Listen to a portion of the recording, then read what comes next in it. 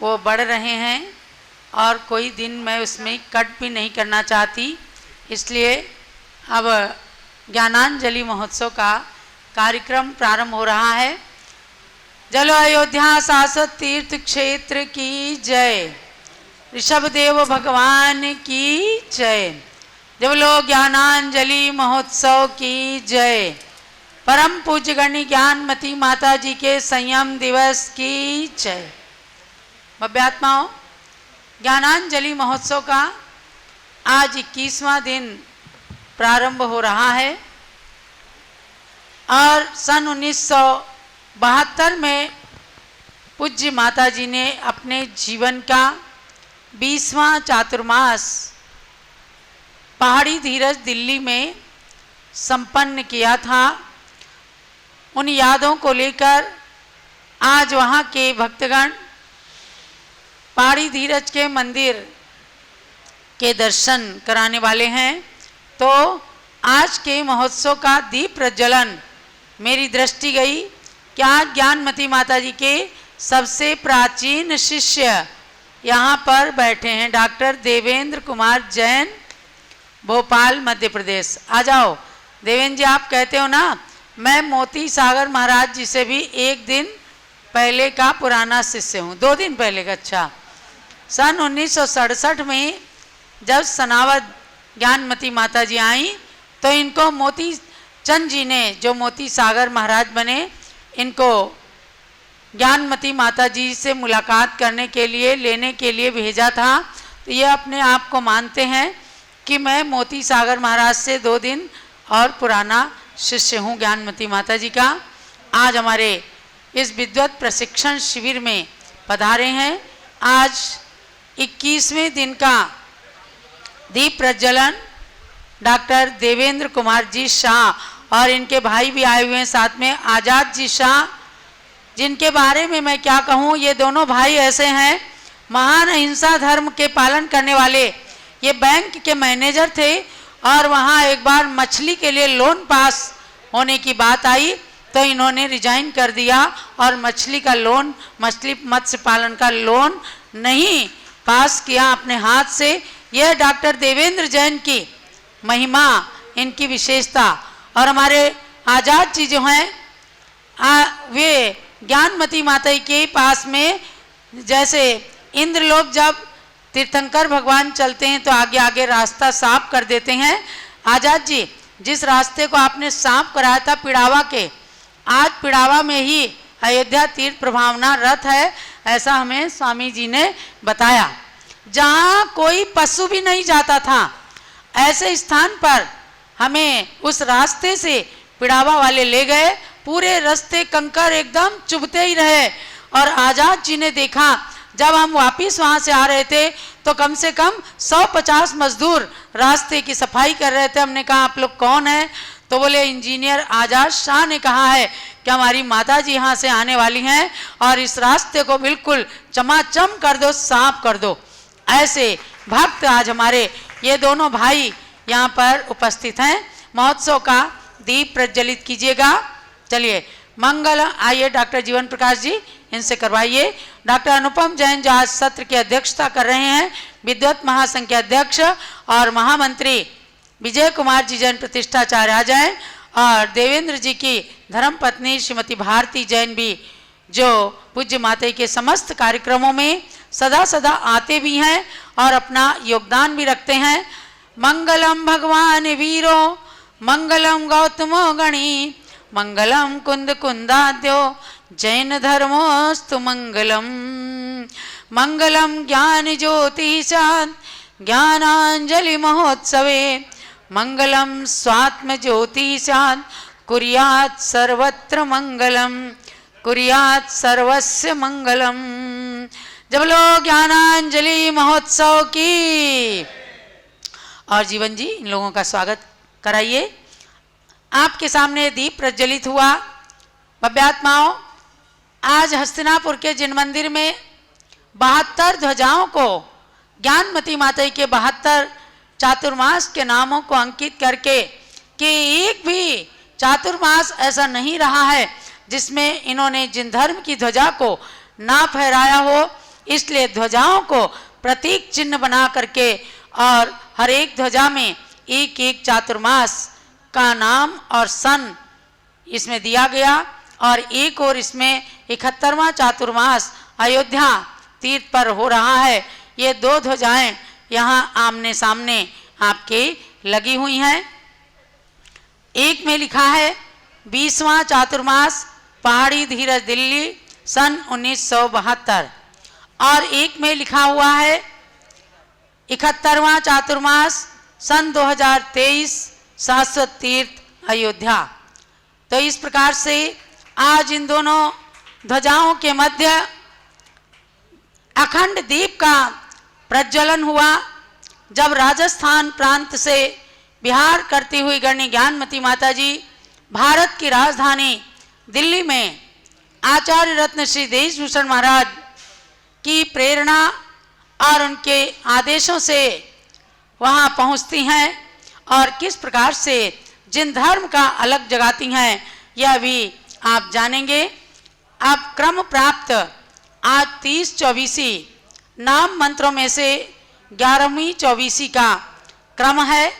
तो पूर्व धात की खंड द्वीप संबंधी ऐरावत क्षेत्र के वर्तमान कालीन चतुर्विंशति तीर्थंकरों के लिए नमन करते हुए प्रारंभ होती है मंत्र आराधना। ओम ह्रीं पूर्वधात की खंड द्वीप संबंधी ऐरावत क्षेत्रस्य वर्तमान कालीन चतुर्विंशति तीर्थंकरेभ्यो नमः। ओम ह्रीं श्री अपश्चिमनाथ तीर्थंकराय नमः। ओम ह्रीं श्री पुष्पदंतनाथ तीर्थंकराय नमः। ओम ह्रीं श्री अर्हदेव तीर्थंकराय नमः। ओम ह्रीं श्री चरित्रनाथ तीर्थंकराय नमः स्वाहा।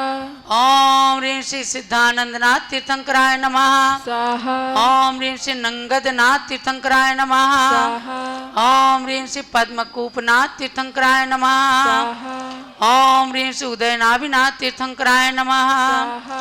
ओम ह्रीं श्री रुक्मेंदुनाथ तीर्थंकराय नमः स्वाहा। ओम ह्रीं श्री कृपालुनाथ तीर्थंकराय नमः स्वाहा।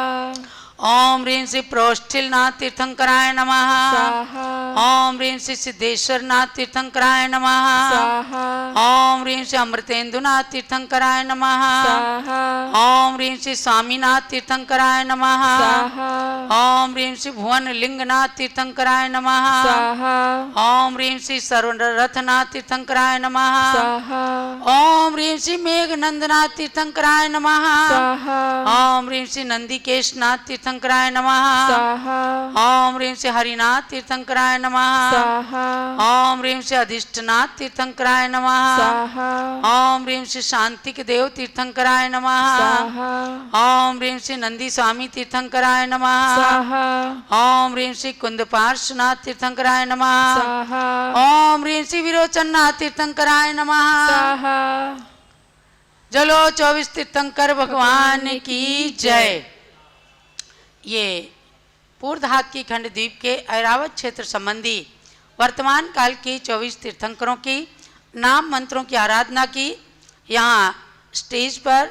और अनुपम जी और विजय जी रत्नों से भगवान के नाम की आराधना कर रहे थे। कल तक ये आराधना करा करके और इन रत्नों को हम चाहेंगे कि यहाँ पधारे सभी विद्वान और विदुषियों को एक एक रत्न प्राप्त हों। तो चूँकि कल तक शिविर चलना है, परसों समापन हो जाएगा, आप लोग जाने की तैयारी में रहेंगे, तो कल ये मंत्र करके ये रत्न आप लोगों को वितरित किए जाएंगे। अब हम चलते हैं पहाड़ी धीरज दिल्ली की ओर। जब राजस्थान के ब्यावर नगर अजमेर में चातुर्मास करके ब्यावर होते हुए ज्ञानमती माता जी विशिष्ट डेलीगेशन जो ज्ञानमती माता जी को राजधानी दिल्ली से आमंत्रित करने के लिए आया, आचार्य रत्न देशभूषण महाराज की बात को बताया कि उन्होंने कहा है कि ज्ञानमती माता जी आएँ और यहाँ पर मेरे साथ में भगवान महावीर के 25वें निर्वाण महोत्सव में सहयोग दें। तो पूज्य माता जी कुछ बिना सोचे समझे गुरुवर की आज्ञा सिरोधार्य करके भगवान महावीर के इस महायज्ञ में अपनी आहुति प्रदान करने के लिए स्वयं राजधानी दिल्ली पहुंचती हैं और उसके बाद सन 1974 में तृतीय पट्टाचार्य शांति सागर महाराज की परंपरा के आचार्य धर्म सागर महाराज को प्रबल प्रेरणा दे करके वे दिल्ली आमंत्रित करवाती हैं दिल्ली के कार्यकर्ताओं के द्वारा। उसका स्मरण करते हुए आज पहाड़ी धीरज में दिल्ली का जो इनका पहला चौमासा हुआ, बड़ा चमत्कारिक चौमासा था। वहाँ के भक्तों ने वहाँ पर 2 जिन मंदिर हैं उन मंदिरों के चित्र देकर और वहाँ पर स्वयं मंदिर के दर्शन कराने के लिए उपस्थित हुए हैं। वहाँ के लिए सभी लोग, पूरा देश अर्घ्य चढ़ाएगा। तो हम चलते हैं। अजमेर के चातुर्मास बाद आर्य का संग का विहार हुआ, पीसांगन में कुछ दिन रहकर ब्यावर में शीत प्रवास रहा। आर्य का रत्नमती माता जी अब ज्ञानमती संग चलती थी, अपनी चर्या के पालन में वे सदा सजग ही रहती थी। ब्यावर में दिल्ली के अनेक श्रेष्ठियों ने अनुरोध किया, प्रभु वीर के 2500 में मोक्ष कल्याणक का उद्घोष किया। श्री देशभूषणाचार्य आपको दिल्ली बुला रहे माता, दुनिया में जैन धर्म का अलख जगाने हेतु चलो माता।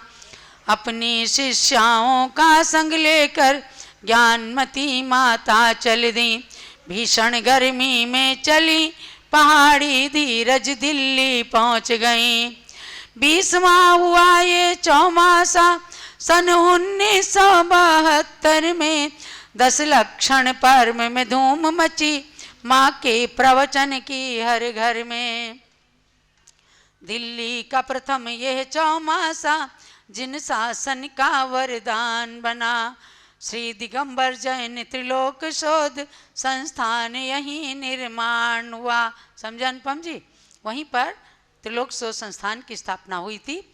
इस संस्था ने ही जम्बू द्वीप की रचना का निर्माण किया, ग्रंथों का प्रकाशन सम्यक ज्ञान पत्रिका आदि से नाम किया। अर्घ्य समर्पण कर नमो जिन मंदिर जिन नाथ, पुनः अर्घ्य अर्पण करूं ज्ञानमती पद आज। ओम ह्रीम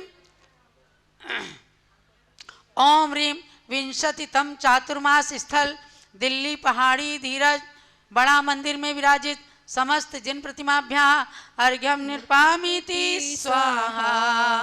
ओम ह्रीम पहाड़ी धीरज दिल्ली के छोटे मंदिर में विराजित महावीर स्वामी मूलनायक सहित समस्त जिन प्रतिमाभ्या अर्घ्यम निरूपामिति स्वाहा। और दिल्ली पहाड़ी धीरज में एक मनोहर लाल जी का बड़ा सुंदर चैत्यालय है, उसके भी हम सबने दर्शन किए थे।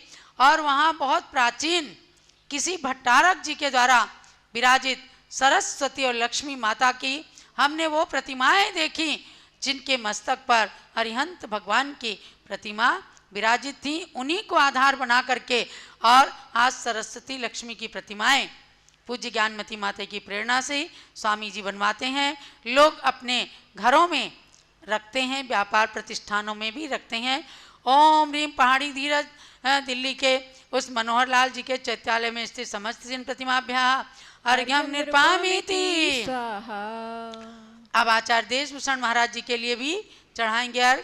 ओम ह्रीम श्री देशभूषणाचार्य परमेष्ठिने अर्घ्यम निर्पामीति। ओम ह्रीम श्री धर्मसागराचार्य परमेष्ठिने अर्घ्यम निर्पामीति। और अब पूज्य माता के लिए सब लोग खड़े हो जाएं अर्घ्य के लिए। पिच्छिक मंडल उधारी माता, सबके हाथ लगवा लें। नमन तुम्हें हम करते हैं, अष्ट द्रव्य का थाल सजाकर अर्घ्य समर्पण करते हैं। युग की पहली ज्ञानमती जी के चरणों में अभिवंदन है, तेरी पावन प्रतिभा लख कर मेरा मन भी पावन है। ओम भीम भारत गौरव दिव्य शक्ति 500 ग्रंथों की लेखिका, चारित्र चंद्रिका, युग प्रवर्तिका, डबल डीलिट की मानद उपाधि से अलंकृत डॉक्टर गणिनी प्रमुख आरिका श्रोवणी श्री ज्ञानमती मात्रे जलादि अर्घ्यम निरुपामीति स्वाहा। वंदामी माता जी। और अभयमती माता का बाद में चढ़ाएंगे। और अब उन मंदिरों के दर्शन कराने वाले हमारे श्रीमती पुष्पा जैन, जो अखिल भारतीय दिगंबर जैन महिला संगठन पहाड़ी धीरज के अध्यक्ष हैं, श्रीमती उर्मिला जैन, संतोष जैन, श्रीमती सुदेश जैन, संतोष जैन, जितेंद्र कुमार जैन, जिनकी डिवाइस से कार्यक्रम का प्रसारण चल रहा है। विशेष सहयोग प्राप्त हुआ श्री दिनेश जैन, अध्यक्ष जैन समाज पहाड़ी धीरज, श्री मुकेश जैन, मंत्री जैन समाज, और श्रीमती पुष्पा जैन, अध्यक्ष महिला संगठन। इन लोगों ने बहुत ही अच्छा सहयोग हमारी दीदी जी का किया और वे दर्शन करवा रहे हैं। पूज्य माता जी बैठ करके यहाँ दर्शन करके और अपने उस चातुर्मास का स्मरण कर रही हैं। तो आप पूज्य माता जी से निवेदन है कि यहाँ विराजे सभी विद्वान विदुषियों के लिए और देश भर में लाखों की संख्या में पारस चैनल पर बैठे भक्तगण, ऋषभ देव जूम चैनल से जुड़े तमाम भक्त जो आपको अर्घ्य समर्पित कर रहे हैं, प्रतिदिन ज्ञानांजलि महोत्सव में सम्मिलित होते हैं, उन सब को अपना मंगल आशीष प्रदान करें। पूज्य गणनी ज्ञानमती माता जी। माती मानती नहीं। ओम नमः सिद्धेभ्यः। ओम नमः सिद्धेभ्यः। ओम नमः सिद्धेभ्यः। ओम नमः सिद्धेभ्यः। ओम नमः सिद्धेभ्यः। ओम नमः ऋषभदेवाय धर्मतीर्थ प्रवर्तिने सर्वा विद्या कला यस्मात् आविर्भूता महीतले। आज वो दृश्य याद आ गया कि जब मैं ब्यावर में थी अपने आरिका संघ सहित और आचार्य श्री धर्मसार जी महाराज जो अजमेर में चातुर्मास करके पीसांगन में आए थे। हम सब पीसांगन में घर बहुत कम थे, जगह कम थी, तो आचार्य श्री ने कहा कि एक जगह हम लोग सुरक्षित सुव्यवस्थित पहुंचने तक कुछ कुछ आरिकाएँ यत्र तत्र ब्यावर आदि में ठहरो। हम अपने आरिका संघ सहित ब्यावर पहुंच गए थे। आचार्य श्री कालू पहुंचे थे, कालू में विराजमान थे। और उस समय वहाँ पर जो है अकस्मात एक दिन मध्याह्न में दिल्ली के प्रतिष्ठित लोग पहुँचते हैं, जिसमें मुख्य रूप से लाला श्यामलाल जी ठेकेदार, प्रसादी लाल जी पाटनी आदि अनेकों प्रतिष्ठित लोग थे। और उन लोगों ने निवेदन किया कि आचार्य श्री देशभूषण जी महाराज ने वहाँ पर बैठ कर के कुछ अपने आपस में और राष्ट्रीय अंतर्राष्ट्रीय स्तर पर भगवान महावीर स्वामी का 25वां निर्वाण महामहोत्सव मनाने के लिए निर्णय लिया है। और वो उस कार्यक्रम में उन्होंने कहा है कि ज्ञानमती माता जी यहाँ आ जाएं अपने अंग संग सहित और हमें कुछ सहयोग करें और हम जो काम सौंपे उसको संभालें। हम लोगों ने आपस में निर्णय लेकर के, उसमें रत्नमती माता जी तत्काल नई दीक्षित थी, अजमेर में ही उनकी दीक्षा हुई थी, 2-4 महीने हुए थे। फिर भी जो है हम लोगों ने निर्णय लेकर के वहाँ से बिहार किया और गर्मी में, भयंकर गर्मी में दिल्ली पहुँचते हैं। और दिल्ली के प्रतिष्ठित लोग जो है उसमें डॉक्टर कैलाश चंद जी राजाटाई आदि आगे थे, मुख्य थे, लाला श्यामलाल जी ठेकेदार आदि। हमारा दिल्ली में आगमन होते ही इन लोगों ने अच्छा भव्य वहाँ पर पहाड़ी धीरज पर चातुर्मास कराने का निर्णय ले लिया और आग्रह करके वहीं पर आचार्य श्री देशभूषण जी महाराज जी शहर में चांदनी चौक में कम्मो जी की धर्मशाला में विराजमान थे, उनके दर्शन किए थे। पुनः उनकी आज्ञा से हम लोग पहाड़ी धीरज पर चातुर्मास किए। इधर हुआ क्या था कि आचार्य श्री धर्मसार जी महाराज ने 2 मुनियों को भी हमारे संग भेज दिया था।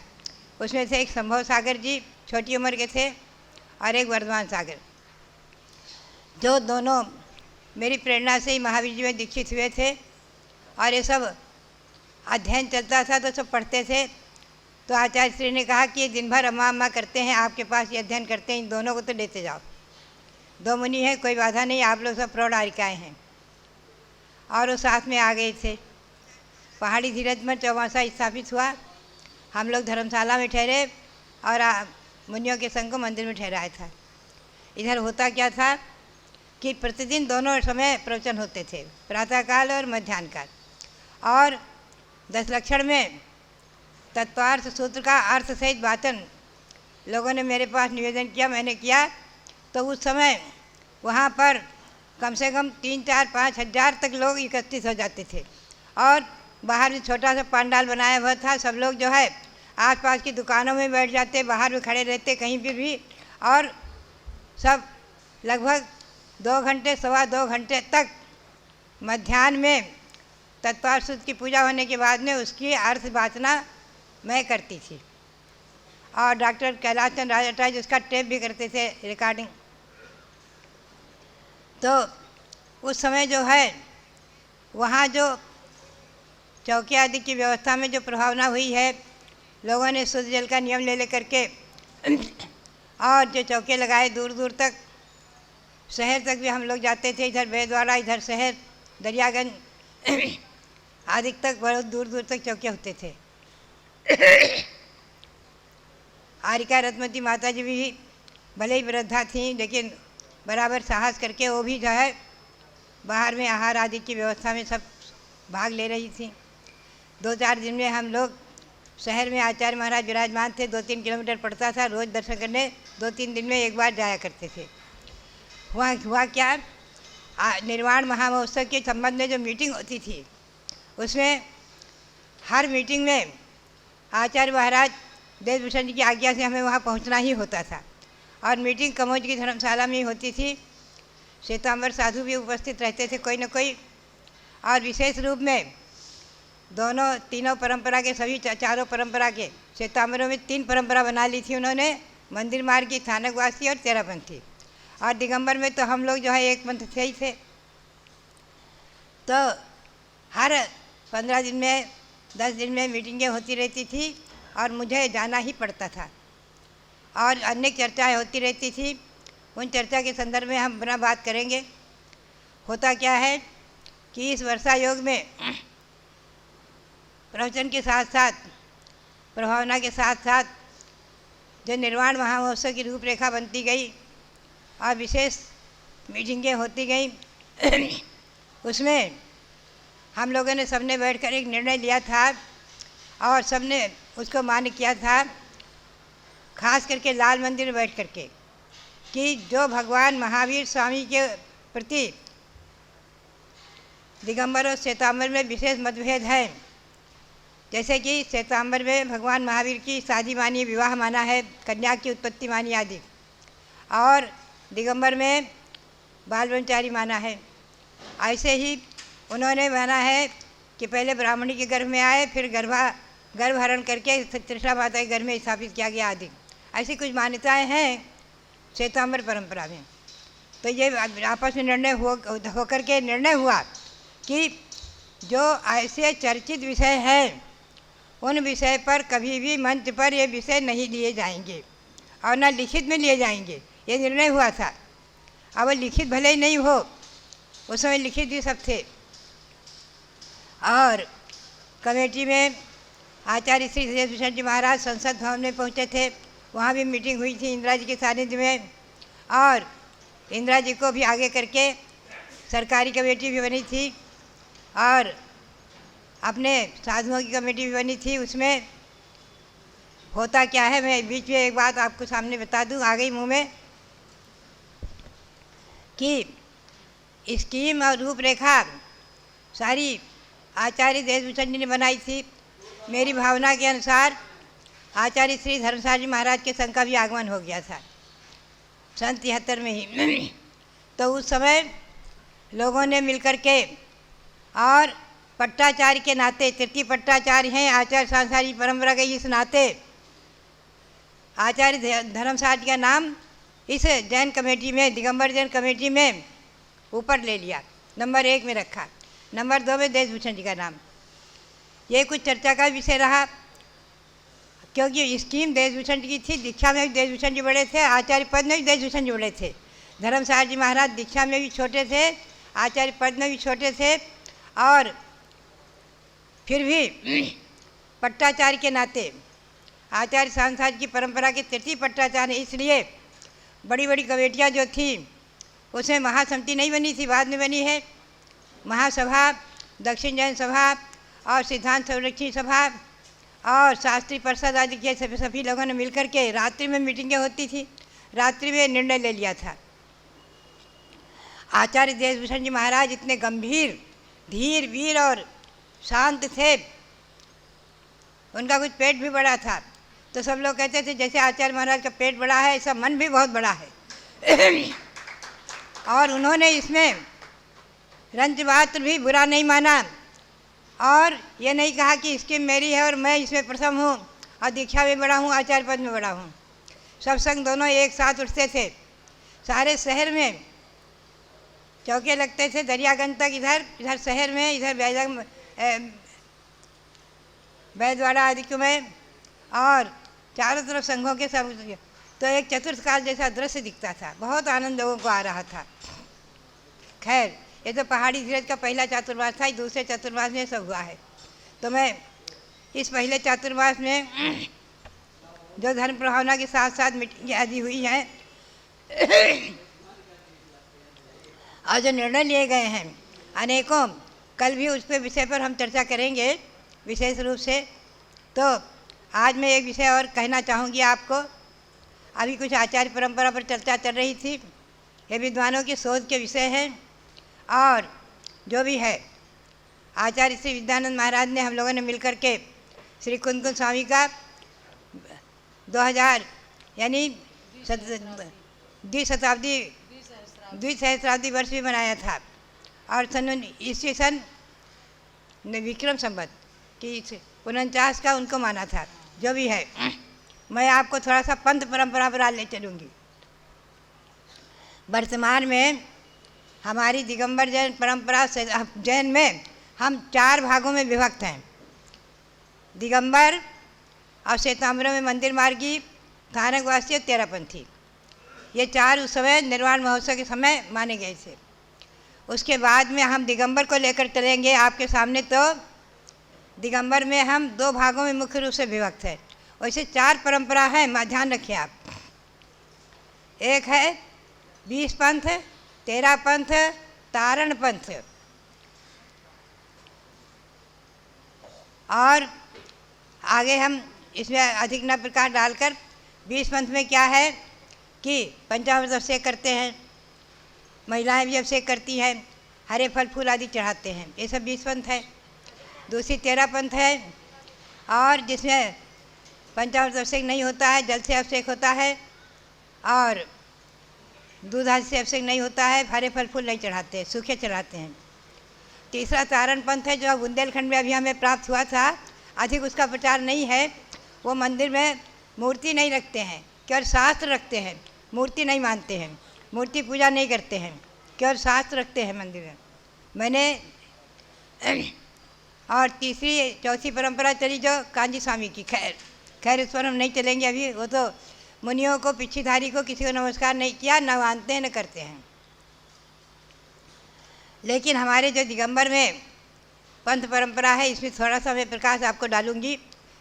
ये विद्वानों की अहिमत के अनुसार जो खानिया में आचार्य श्री वीर साज के समय पंडित खूबचंद जी शास्त्री, पंडित नृणाल जी शास्त्री, पंडित आदि जो बड़े बड़े पन्नालाल जी सोनी ब्यावर के, और पंडित हीरालाल जी आदि जो जिन्होंने सठखंडागम धौला आदि के अनुवाद किए हैं, ये सब विद्वान बैठ करके जो चर्चा होती थी उस पर मैं थोड़ा सा प्रकाश डालूं। पूज्यपाद स्वामी का अब ये पुस्तक नहीं आई, एक 16 अभिषेक पाठ छपा हुआ है। 16 अभिषेक पाठ बहुत पुराना है, शायद ईस्वी सन 1935 में छपा है। ये इसका संकलन पंडित पन्नालाल जी सोनी ब्यावर वालों ने किया था आचार्य श्री सांसार महाराज के समय। इसमें अधिकतम सभी पाठ पंचामृत के आचार्यों के द्वारा रचित हैं। उससे सबसे पहला है पूज्यपाद स्वामी का, श्री पूज्यपाद स्वामी 1936 में। हाँ, तो पूज्यपाद स्वामी जो है, जो सर्वार्थ सिद्धि ग्रंथ के भी रचयिता हैं और जैनेन्द्र व्याकरण के करता हैं, आदि अनेकों ग्रंथों के, वैसे पूज्यपाद स्वामी, इनके बारे में मैं थोड़ा सा ले चलूँ। कई बार चर्चा आती है पंचामृत अभिषेक के बारे में। तो एक बार एक बालिका ने मेरे पास आकर मांगी तुंगी में कहा कि मैंने आज पारस चैनल पर सुना हुआ है, कोई मुनि कह रहे थे कि ये पंचामृत अभिषेक पाठ, फल फूल चढ़ाना आदि सब काष्ठा संघ की परंपरा का है। दिगंबर जैन परंपरा में मूल संघ का नहीं है, काष्ठा संघ की परंपरा का है। तो मैंने जो है उसे, उस बालिका को तो क्या, वहाँ की समाज को और उन लोगों को जो प्रमाण दिखाए थे, आचार्य संघ में जो प्रमाण दिखाए जाते थे, उनके आधार से सबसे पहला पाठ जो छपा है उसमें अभिषेक पाठ संग्रह में पूज्यपाद स्वामी का पंचामृत अभिषेक पाठ, उसमें शासन देव देवी के भी अर्घ्य चढ़ाने का विधान है, क्षेत्रपाल के भी अर्घ्य के मंत्र हैं और दिक्पाल आदि के भी अर्घ्य के मंत्र हैं। पूज्यपाद स्वामी का बनाया हुआ प्रामाणिक पंचामृत अभिषेक पाठ है, अनेक शिलालेखों आदि के प्रमाणों से उद्धृत है। पूज्यपाद स्वामी को विक्रम संवत 302 में ये नंदी संघ की पट्टावली के अनुसार नंदी संघ की पट्टावली के अनुसार, ये लोग आप लोग नोट कर सकते हैं, शायद इस पुस्तक में हमने दिया हुआ जो कल आपको दी गई है। नंदी संघ की पट्टावली के अनुसार विक्रम संवत 302 के समय उन्हें आचार्य माना है पूज्यपाद स्वामी को। और अभी 3-4 वर्ष पूर्व हमारे पास एक विद्वान आए थे, उनका कहना था कि हम विद्वान लोग इनको जो है पूज्यपाद स्वामी को विक्रम संवत 553 का मानते हैं। हमने कहा जो भी है वो नंदी संघ की पट्टावली के अनुसार विक्रम संवत 302 का माना गया है, जो कि हमारी आचार्य संघ परंपरा में पंडित इंद्रलाल जी, पंडित खूबचंद जी शास्त्री आदि को ने निर्णय लिया था। जो भी है, तो पंचामृत अभिषेक पाठ सबसे प्राचीन सिद्ध होता है जो अभिषेक पाठ छपा हुआ है। पुनः से काष्ठा संघ की स्थापना कब हुई? इसी वीर सेनाचार्य के शिष्य जिनसेन, जो वीर सेनाचार्य ने धवला टीका लिखी है, उनके शिष्य गुणभद्र सूरी जिन्होंने उत्तर पुराण की रचना की है, उनके शिष्य विनय सेन हुए हैं और इनके शिष्य एक हुए हैं कुमार सेन, यानी चौथी 5वीं पीढ़ी में।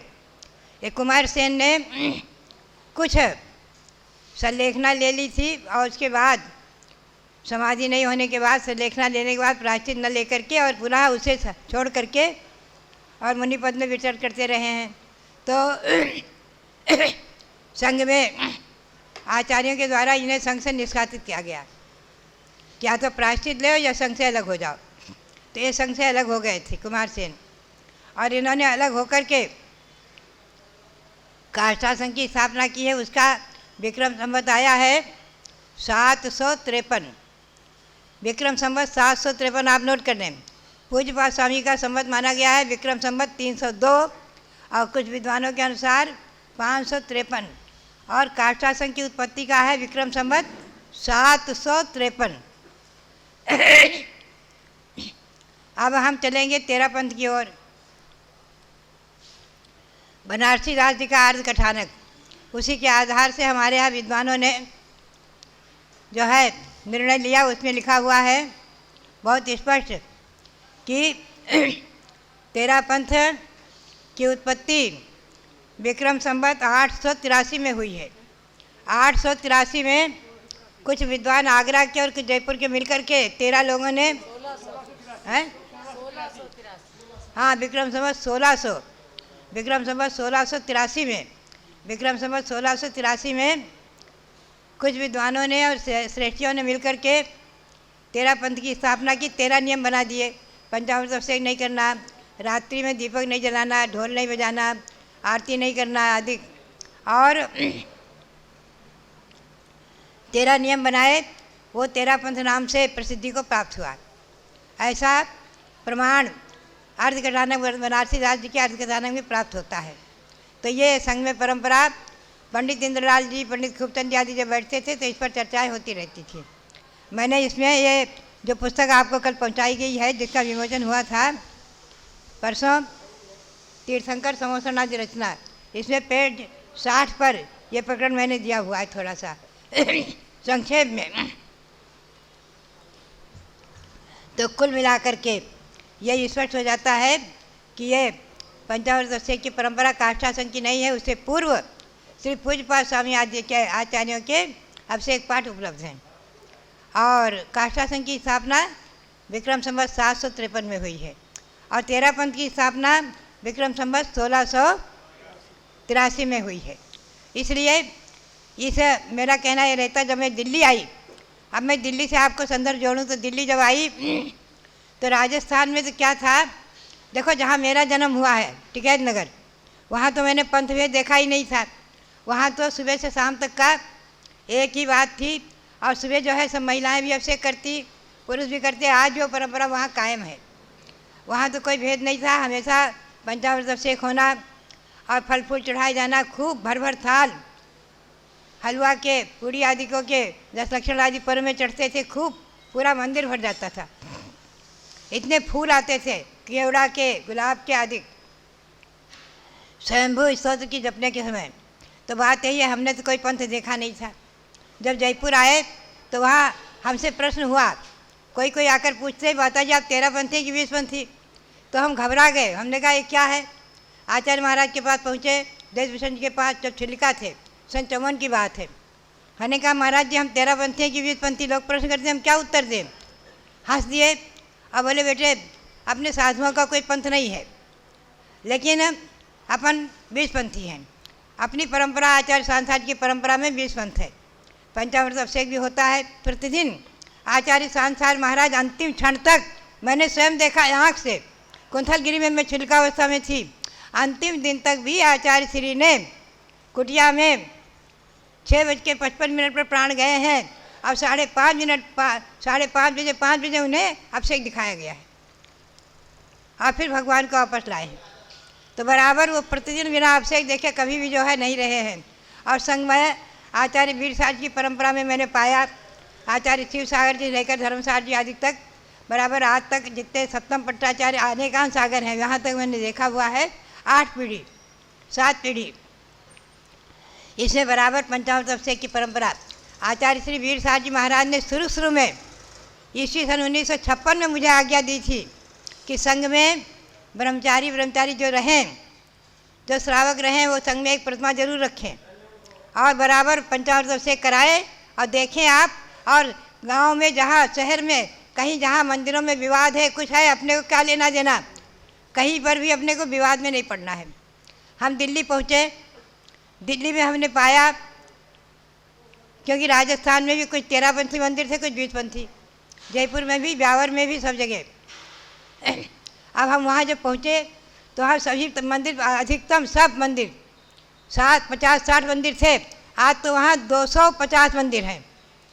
जिसमें मैं पहुँची थी 50 मंदिर थे।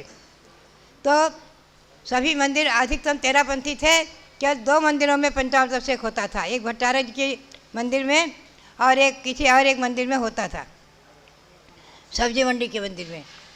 बाकी तो हमारे संघ में ब्रह्मचारी बहनें, ब्रह्मचारी लोग प्रतिमा जी रखते थे, मोतीचंद जी आदि ये लोग, और अपना अभिषेक पर पंचामृत अभिषेक करते दिखाते और हम लोग आहार तोड़ते थे। यही धर्मसार जी महाराज ने किया। तो बात यही है कि पंथ परंपरा के बारे में मैंने थोड़ा सा प्रकाश डाला है, ध्यान रखें आप। जहाँ जो मेरा ये कहना रहा है शुरू से, हमारी गुरु महाराज का कहना था, आचार्य सांसार वीर साजी का, कि जहाँ जो परंपरा है उसमें कभी दखल न करते हुए, जिनकी जो परंपरा है सो ठीक, अपनी अपनी परंपरा के अनुसार अपने मंदिर में जो करते हैं सो ठीक, किसी मंदिर में छेड़छाड़ नहीं करना है। 13 पंथी को 20 पंथी नहीं बनाना, 20 पंथी को 13 पंथी नहीं। प्रवचन करो, प्रमाण दिखा दो, जिसकी जो इच्छा हो सो करे। मंदिरों में परिवर्तन हम लोगों ने कभी नहीं किया। दिल्ली में अधिकतम सारे मंदिर 13 पंथी थे। अपने संघ की प्रतिमा रहती थी, हम लोग जो है उनका अभिषेक देखकर आहार कोटते थे। यही आचार्य धर्मसार जी महाराज की परंपरा रही। तो बात यही है कि हमेशा आप लोग ध्यान में रखें। मैं कुंथलगिरी में थी छिलिकावस्था में, सन 1955 की बात है, आचार्य श्री की संलेखना के समय, आचार्य श्री सांसार महाराज की संलेखना के समय 1 महीना रही थी छिलिकावस्था में। उसमें सेठ सरसेठ भागचंद सोनी और उनकी धर्मपत्नी रत्नीबाई ने खूब पंचामृत अभिषेक किया ठाठ से, और वो स्वयं बोले कि देखिए हम जहाँ पर जो परंपरा है हम उसको मानते हैं। हमारे मंदिर में अजमेर में 13 पंथ है, उसमें हम छेड़छाड़ नहीं करते हैं, उसमें 13 पंथ है 13 पंथ है। लेकिन जहाँ हम कहीं जाते हैं वहाँ 20 पंथ है तो बराबर हम अभिषेक करते हैं, और उन्होंने खूब ठाठ से अभिषेक किया था। तो बात यही है कि आप विद्वानों के लिए मेरा कहना है कि आप लोग स्वयं जिस भावना को लेकर रहें, चाहे 13 पंथी हो 13 पंथी, 20 पंथी हो 20 पंथी, चाहे जो मंदिर जो परंपरा का है, हमेशा यही कहें कि जिस मंदिर में जो है सो ठीक, क्षेत्रपाल है ठीक, पद्मावती है ठीक, उसको निकाले नहीं, और वहाँ जो है संघर्ष और विवाद की स्थिति ना आने दें। बात यही है, अपनी समाज बहुत छोटी है, अल्पसंख्यक है, हम लोग मुट्ठी भर हैं, और हम लोग आपस में पंथ भेद में उलझ करके और विघटन ना करें, संगठित बने रहें, मेरा ये कहना रहता है। हमारे गुरु महाराज का यही कहना था, आचार्य वीरसाज महाराज का। हमें और आपको आज समाज को संगठन के सूत्र में बांधने का प्रयास करना है। पंथ भेद में हमें नहीं उलझना है।